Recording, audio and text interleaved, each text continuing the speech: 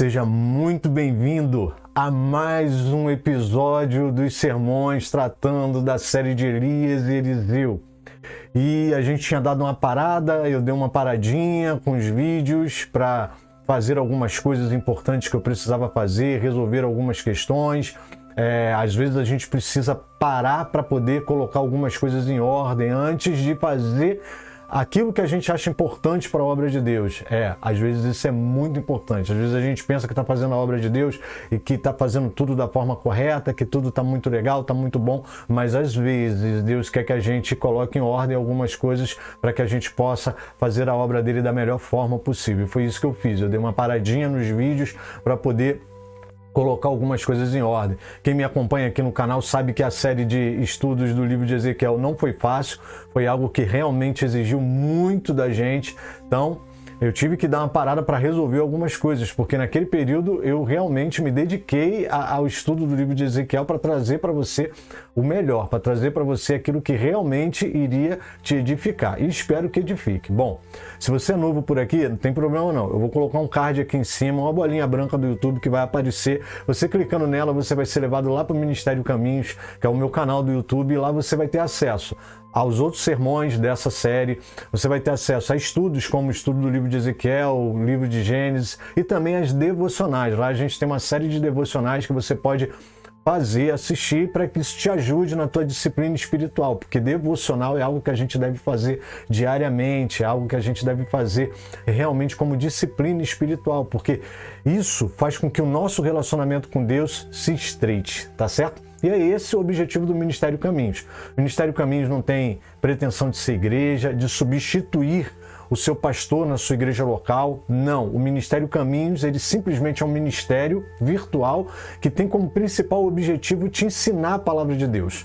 Eu costumo colocar lá como slogan, e muita gente talvez não entenda, que é devolver o protagonismo da vida das pessoas através do ensino da palavra de Deus. E muito embora você esteja debaixo da soberania de Deus, ele permite que você tome alguns caminhos, que você faça algumas escolhas, e às vezes, na maioria das vezes, as nossas escolhas nem sempre são tão boas e a gente acaba tropeçando, a gente acaba errando. E o importante é que você volte, se arrependa, e isso só é possível quando você realmente consegue entender a palavra de Deus, o que ela está querendo dizer, porque a palavra de Deus é o nosso manual, é o nosso manual. Eu quero agradecer, porque mesmo no decorrer desse período aí, a gente ficou quietinho sem gravar vídeo, a gente ultrapassou as 500 inscrições, somos mais de 500 inscritos no canal, e eu sei que para muita gente isso não quer dizer nada, é muito pouco.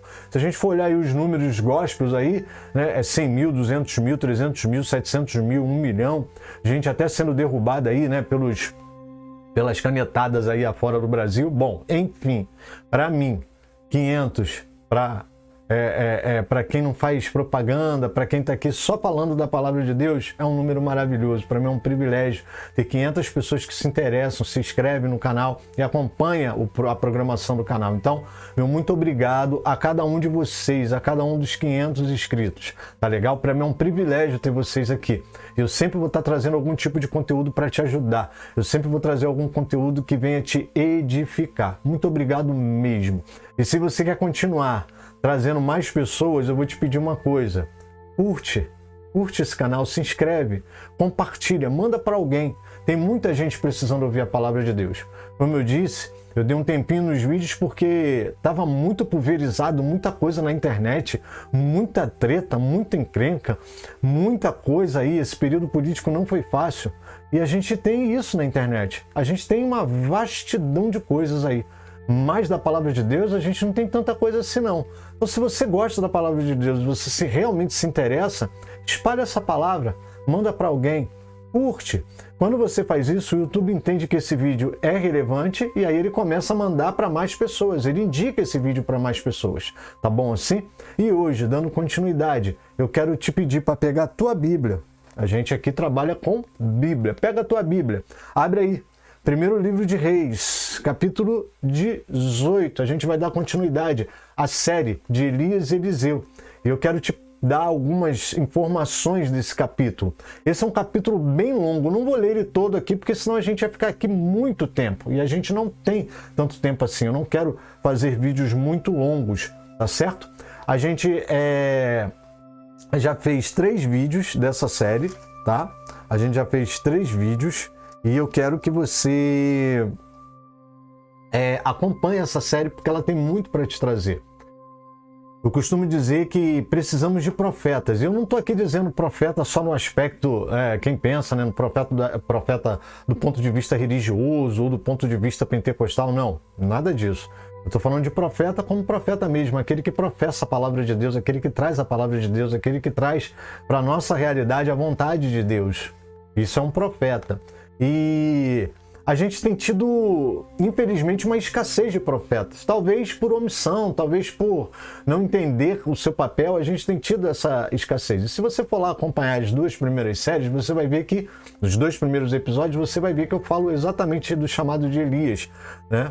E a gente explica por onde começou, e a gente chegou no episódio passado onde Elias ele vai ser ajudado por uma viúva, Serepta, uma viúva de uma cidade pagã, totalmente adoradora de Baal. E lá ele fica.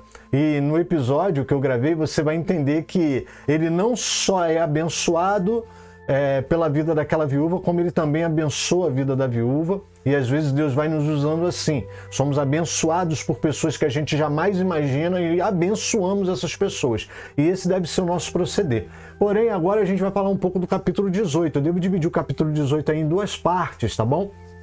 Para a gente entender melhor. E aí eu quero que você entenda junto comigo. Eu vou ler alguns pedaços dele e algumas coisas eu vou narrar aqui, tá bom? Bom, acontece que Elias estava lá em Serepta, estava lá na cidade lá, né, pagã, e lá ele fica um período sendo ajudado por essa viúva e ajudando ela também, tá? E agora ele recebe uma palavra de Deus para voltar. Vamos ler aqui os 2 primeiros versículos do capítulo 18? Diz assim, olha, e sucedeu que depois de muitos dias a palavra do Senhor veio a Elias. No 3º ano, olha, passaram-se 3 anos desde que Elias decretou. Lá no primeiro episódio eu falo sobre isso. Ele decretou que não iria chover. Por quê? Porque a terra estava completamente corrompida. O rei estava corrompido, fazendo coisas erradas. Bom, enfim. E aí, no 3º ano, dizendo, vai, apresenta-te a Acabe, porque darei chuva sobre a terra. E foi Elias apresentar-se a Acabe. E a fome era extrema em Samaria. Então, gente, só para a gente entender essa primeira parte aqui, Elias, ele estava fora dos termos de Israel, ele estava numa cidade pagã, tá? Ele estava mais ao norte de Israel, a parte de cima de Israel, ele estava para lá e, como eu falei, ele estava lá convivendo com a família de uma viúva, tá legal? Bom, e agora Deus, 3 anos depois, desde quando? Esses 3 anos conta desde quando Deus decretou que não haveria chuva sobre a terra. E aí Deus manda ele voltar, dizendo que vai dar chuva para que ele se apresente a Acabe, tá certo? Que era o rei de Israel e que estava fazendo a maior bagunça, tá certo? Casado com Jezabel, um casamento totalmente fora da vontade de Deus e ele achando que estava bem e não estava, tá legal? E agora Elias tem que voltar. E aí o que acontece, tá? Elias obediente, já falei dessas características nos outros episódios, tá? Elias obediente volta, ouve a palavra de Deus e volta.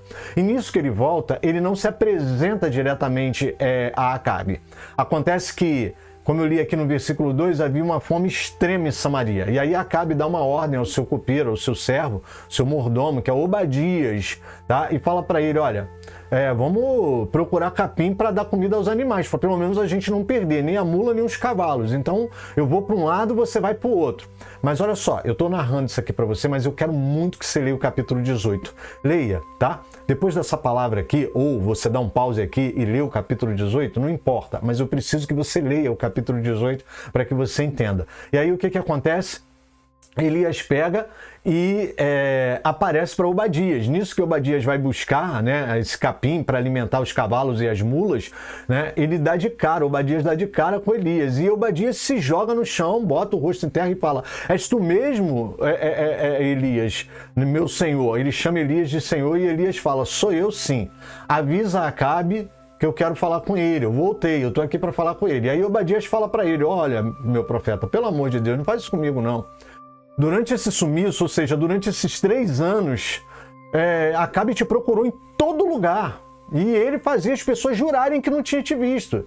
E aí eu dou a notícia para ele que tu voltou e o Espírito de Deus te carrega para outro lugar aí, como é que eu fico? Ele vai me matar, porque ele vai achar que eu menti para ele.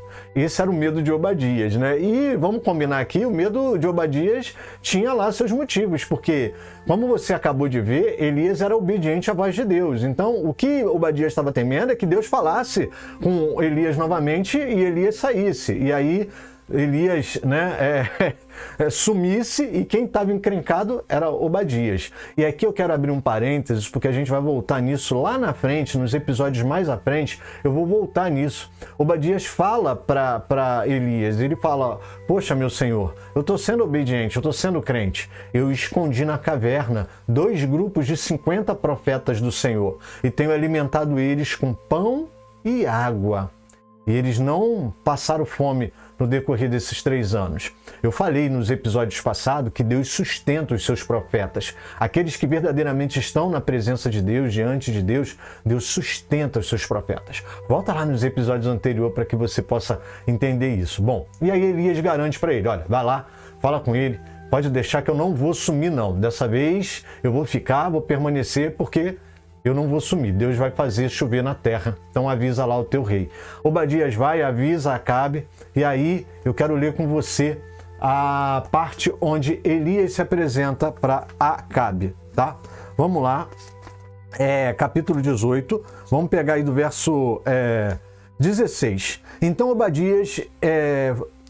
foi Obadias encontrar-se com Acabe e lhe anunciou, e foi Acabe encontrar-se com Elias. Verso 17.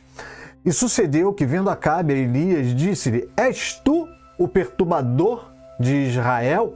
Ah, querido, infelizmente, para muitos que estão em pecado, todo profeta é um perturbador da paz, é um perturbador, né, da calmaria, é um perturbador, é um agitador. Profetas costumam ter esse nome, esse adjetivo. Infelizmente, nós somos tidos como perturbadores. Por quê? Porque incomodamos. Mas somos nós? Não. A função do profeta é trazer a palavra de Deus, é trazer a vontade de Deus. Porque nós, seres humanos, temos por costume, às vezes, nos desviarmos da palavra de Deus. Por mais que estejamos na igreja dominicalmente, por mais que estejamos ali convertidos, querendo a vontade de Deus, sempre nós infelizmente nos deixamos levar pela nossa vontade, pela nossa natureza pecaminosa e acabamos fazendo aquilo que não é da vontade de Deus. E quando surge um profeta para falar a verdade, às vezes encaramos esse profeta como alguém que veio perturbar a nossa vida, veio nos tirar da zona de conforto, veio incomodar, veio tirar a nossa paz. E Acabe, logo que se apresenta a Elias, ele pergunta, então é você, né, o perturbador de Israel? Profetas são tidos como perturbadores. A primeira lição que eu quero trazer aqui, são 5 lições que eu vou trazer para você. A primeira lição que eu quero trazer aqui para você é que todo profeta, quando está na vontade de Deus, ele se torna um perturbador. Ele se torna um perturbador da paz. Ele se torna um perturbador daquilo que as pessoas estão acostumadas a fazer. Então, se você realmente acha ou pensa que dá para ser profeta e andar, né, na maciota, né, querendo fazer política de um lado e de outro. E olha, quando eu estou falando de um lado e de outro aqui, eu estou falando de vida com Deus e vida sem Deus, tá? A gente está vindo aí de um momento político. Não quero polarização aqui no canal. Está tudo debaixo do controle de Deus. Deus é soberano, Ele ainda tem o controle de tudo. Então não quero que você pense que eu estou aqui falando de lado A, lado B, nada disso. Eu estou falando daqueles que estão dentro da vontade de Deus e daqueles que não estão dentro da vontade de Deus. Todo profeta, ele se torna perturbador daqueles que não estão na vontade de Deus. Infelizmente é assim. O que eu quero te dizer nessa primeira lição é que não dá para ser profeta e simplesmente viver sendo elogiado por todo mundo, bajulado por todo mundo, benquisto por todo mundo. Se está acontecendo isso com você, você está sendo bajulado por todo mundo, sendo benquisto, sendo aceito por todo mundo, significa que alguma coisa não está legal, porque o profeta, ele sempre vai levar o rótulo de quem está perturbando a paz alheia. Mas vamos para o verso 18. Vamos para o verso 18. No verso 18 ele vai dizer assim: então disse ele, eu não tenho perturbado Israel, mas tu e a casa do teu pai, porque deixaste os mandamentos do Senhor e seguistes a Baalim, né? Bom, a segunda lição que eu quero te falar aqui é que o profeta, mesmo sendo injuriado, o profeta, mesmo sendo caluniado, o profeta, mesmo sendo, né, injustiçado, ele fala a verdade. Elias acabou de falar na lata de Acabe que quem perturbava Israel era o próprio Acabe. Ele não temeu pela própria vida dele. Ele falou diante do rei de Israel: não sou eu o perturbador de Israel, é você, Acabe, e a casa do teu pai. Ou seja, ele quis dizer que não era tão somente o rei, como também os pais dele. Ou seja, o pai dele, o pai de Acabe, os reis que vieram antes de Acabe. Elias fala a verdade, porque profeta que é profeta, ele não tem medo, ele não teme pela sua vida, ele teme a Deus. E por temer a Deus, ele traz a palavra de Deus. Ele traz a palavra de Deus. Isso não significa que você vai sair por aí falando tudo aquilo que vem na sua cabeça, na sua cachola, de qualquer jeito. Não, existem formas e formas. Eu, por exemplo, estou trazendo a palavra de Deus aqui, te contando a história de Elias. Talvez isso esteja mexendo aí dentro de você. Foi a oração que eu fiz antes de fazer esse sermão, que essa palavra mexesse no seu coração. Às vezes eu estou aqui te trazendo uma palavra, uma verdade, mas de uma forma... uma contação de história, de uma forma bem light, de uma forma bem, né, bem amena, e você está recebendo essa palavra. E eu estou aqui fazendo o papel de profeta. Então, não significa que você vai sair por aí fazendo aquilo que você acha que deve fazer, agredindo pessoas, né, falando rispidamente com as pessoas. Não, não faça isso. A palavra de Deus não é isso. A palavra de Deus já carrega consigo, né, o escândalo suficiente para deixar as pessoas desconcertadas, fora do lugar. Não precisa você colocar o teu tempero em cima disso. O nome disso, quando você faz essa grosseria, isso aí é falta de educação. E não é isso que Deus quer do profeta.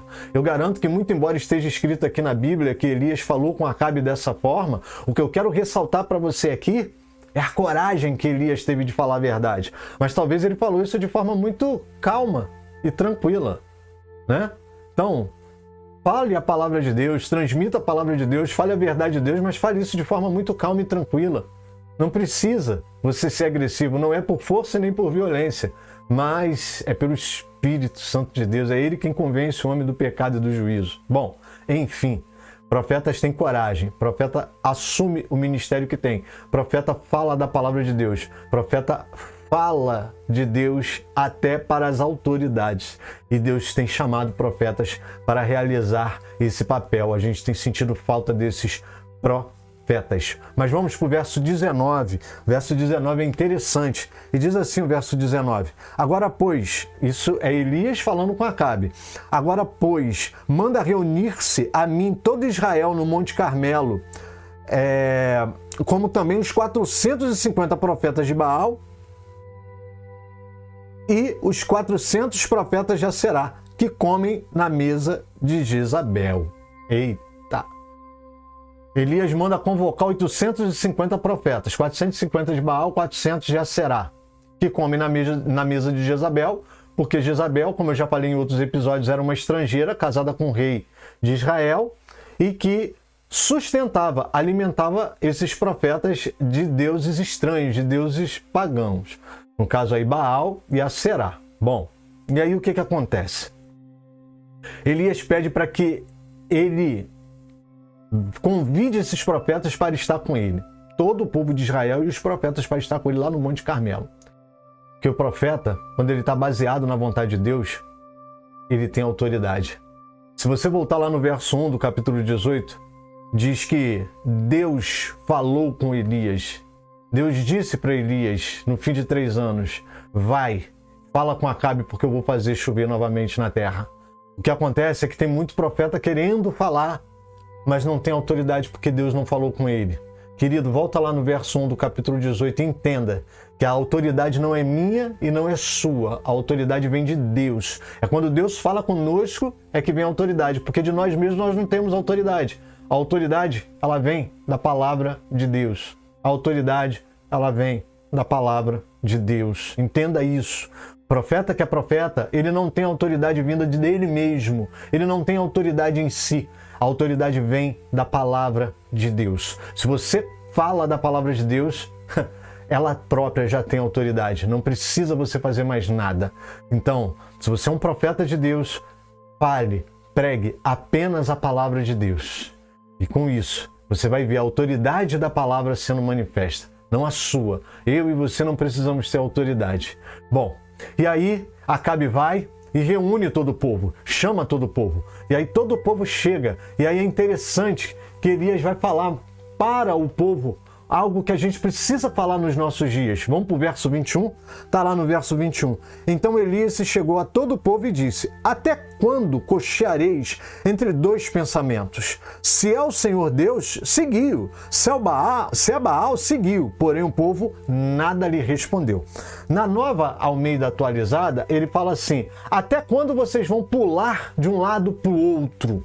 Cochear entre dois pensamentos, aqui na Corrigida Fiel, significa pular de um pensamento para o outro, pular de uma opinião para outra, ficar em dúvida entre dois pensamentos. E Elias completa: se vocês querem seguir a Deus, que sigam a Deus, mas se vocês querem seguir a Baal, que sigam a Baal. Ou seja, assumam as suas atitudes, assumam as suas escolhas.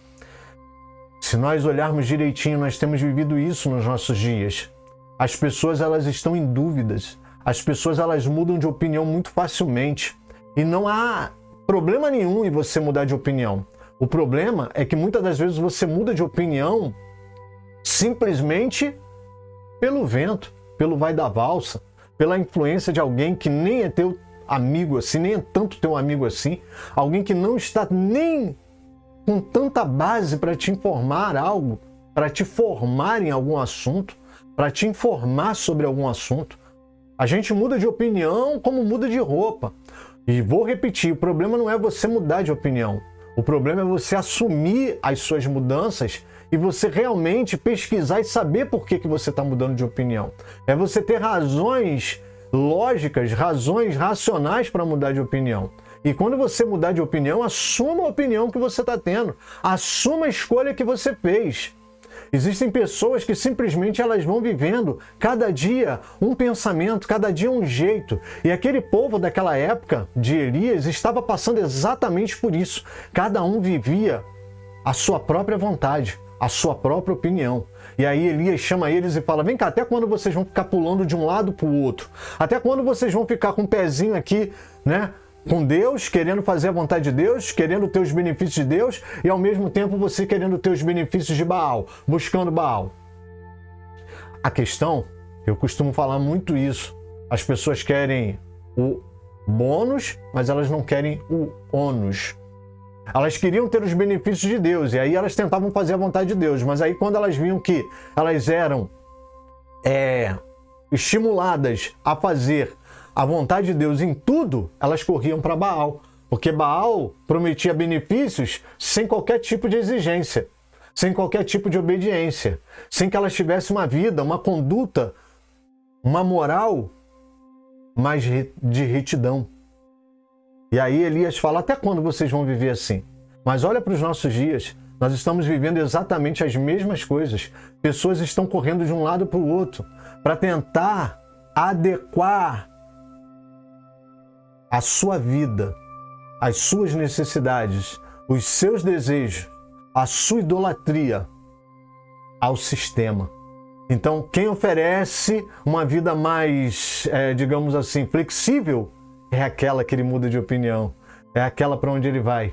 Porque, infelizmente, nós nos esquecemos do que a Bíblia fala a respeito dos nossos próprios interesses. O apóstolo Paulo vai falar que nós não devemos buscar tão somente os nossos próprios interesses, mas pensar também nos interesses do nosso próximo. Pensar no interesse do nosso próximo significa renúncia. E se nós não renunciamos nem aquilo que vai nos trazer benefício próprio, que é a própria vontade de Deus, querido, nós não vamos querer renunciar para ver o benefício do nosso próximo, do nosso irmão. Mas achamos que somos bons. Achamos que somos bons. Mas até quando você vai continuar pulando de um pensamento para o outro? Até quando você vai continuar pulando de um galho para o outro, mudando de opinião como quem muda de roupa? A mensagem de um profeta tem que trazer essa palavra. Tem que pegar as pessoas e mostrar para elas que elas estão pulando de um pensamento para o outro. E elas não assumem uma postura diante de Deus. Elas não assumem uma postura diante de Deus. Estamos vivendo isso nos nossos dias. E profetas da nossa época precisam saber que terão que informar as pessoas que não adianta correr de um lado para o outro. Que nós precisamos nos posicionar diante de Deus. Mas vamos lá agora, vamos ler o verso eu quero ler com você a partir do verso 36, que é onde tudo acontece. Elias chega para ele, fala para eles a respeito de 2 pensamentos, e daí Elias fala assim, olha, me traga dois novilhos. E aí Elias manda os profetas de Baal escolher, escolham aí o de vocês, escolham o de vocês, façam um sacrifício. O Deus que responder com fogo, esse será Deus verdadeiro em Israel. E aí a gente já sabe essa história. Os profetas de Baal vão lá, fazem todo o sacrifício, clamam desde de manhã, esse encontro foi pela manhã, clamam até a tarde e nada. Baal não responde com nada e nem haveria de responder, porque Baal não existe. Baal é um fruto da idolatria deles. Baal é um ídolo que eles criaram para adaptar as necessidades dele, aos próprios interesses dele, como eu acabei de falar. Por isso que eles pulavam de um pensamento para o outro, porque quando eles queriam seguir a Deus, eles teriam que adaptar a vida deles à vontade de Deus. Mas seguindo Baal, não. É como se Baal se adaptasse à necessidade e ao interesse da vida deles. O ídolo é isso. O ídolo se adapta à necessidade de vida daquele que segue o ídolo. Na verdade, o ídolo não existe. Porque o ídolo, muito embora ocupe o lugar de Deus, ele não existe. Porque se ele segue a necessidade da vida de quem o cria, ele simplesmente não existe, ele não é Deus, ele não é nada. Bom, e aí o que acontece? Baal não responde, Elias debocha, fala, gritem mais alto, talvez ele esteja dormindo, foi viajar, saiu, deu uma saidinha. E aí no verso 36, eu quero encerrar essa palavra, você entendendo como Deus se manifesta. Diz assim, a partir do verso 36. Sucedeu que, no momento a ser oferecido o sacrifício da tarde, o profeta Elias se aproximou e disse, ó Senhor Deus de Abraão, de Isaque e de Israel, manifeste-se hoje que tu és Deus em Israel e que eu sou teu servo e que conforme a tua palavra fiz todas essas coisas. Responde-me, Senhor, responde-me para que este povo conheça que tu és Senhor Deus e que tu fizeste voltar o seu coração. Então caiu fogo do Senhor e consumiu o holocausto, e a lenha, e as pedras, e o pó, e ainda lambeu a água que estava no rego. E vendo todo o povo, caíram sobre os seus rostos e disseram, só o Senhor é Deus, só o Senhor é Deus. Eu quero acrescentar aqui que eu não li, mas Elias mandou jogar muita água nesse altar, onde estava um dos novilhos, onde ele faria o sacrifício. Ele mandou construir um rego, ou seja, mandou cavar uma vala ao redor do sacrifício e mandou jogar água nessa vala. Ele molhou várias vezes o sacrifício. E quando ele clama a Deus, Deus vem com fogo, responde com fogo, porque ele havia dito lá no início que o Deus que respondesse com fogo, esse seria Deus verdadeiro. E Deus responde com fogo. E por que Deus respondeu com fogo? Será porque o profeta era poderoso? Não. Vivemos dias em que muitas pessoas acham que dado profeta tem uma oração muito forte, que um determinado profeta vai fazer e vai acontecer, e que se ele orar acontece, que se outro orar não acontece. Não, não é isso. Elias pôde clamar a Deus, porque Elias tinha uma vida com Deus. Profetas têm vida com Deus. Você vê que ele não chega lá e fala assim, olha aqui o que vai acontecer, Deus vai responder, e pá, aponta e o fogo cai. Não, ele ora. Ele tem uma vida com Deus. Profetas de verdade têm vida com Deus. Você tem vida com Deus? Você tem tido vida com Deus? Você pode dizer que você tem vida com Deus? Você pode dizer que quando você quer ver a manifestação de Deus, você ora a Deus e Ele te responde? Às vezes queremos as respostas de Deus, mas não queremos ter vida com Deus, não queremos ter intimidade com Deus, não queremos fazer as nossas devocionais. O profeta, para ver respostas de Deus, ele precisa ter vida com Deus. Não é só porque ele é profeta que ele vai chegar e as coisas vão acontecer. Não. Ele precisa ter vida com Deus. Ele precisa ter uma vida com Deus muito íntima, um relacionamento íntimo com Deus. Diz a palavra que o fogo vem, lambe as pedras, lambe o sacrifício, pega toda a água. E a partir daí Elias tem autoridade dada por Deus para pegar todos os profetas e matar todos os profetas. Ele mata todos os profetas de Baal. Ele pega todos os profetas ali de Baal e mata. E a gente vai voltar nesse assunto nos episódios mais à frente.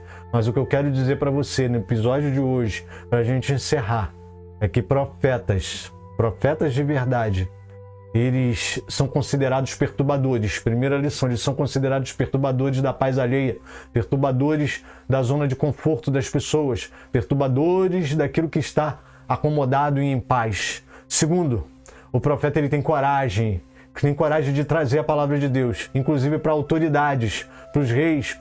Ele tem coragem. Terceiro, ele tem autoridade pela palavra de Deus. Quando ele está debaixo do chamado de Deus, ele pode convocar o povo, ele pode reunir todo mundo para falar da palavra de Deus, porque a autoridade não vem dele, mas vem da palavra. Profetas sérios que querem ver a manifestação da glória de Deus, eles contam com a palavra de Deus e com a autoridade dada por Deus, e não com a dele, porque nós não temos autoridade nenhuma. Profetas de verdade, quarta lição, ele sempre vai estimular as pessoas a saírem da dúvida, a saírem de pular de pensamento para pensamento, para ter um posicionamento diante de Deus. E quinta e última, profetas de verdade, eles têm uma vida com Deus. Para ver a manifestação de Deus, eles oram a Deus e eles pedem a Deus que manifeste a sua presença. Terem vida e intimidade com Deus, eles conseguem pedir a Deus a manifestação de Deus. E Deus assim se manifesta. Que essas 5 lições possam fazer parte da nossa vida a partir de hoje.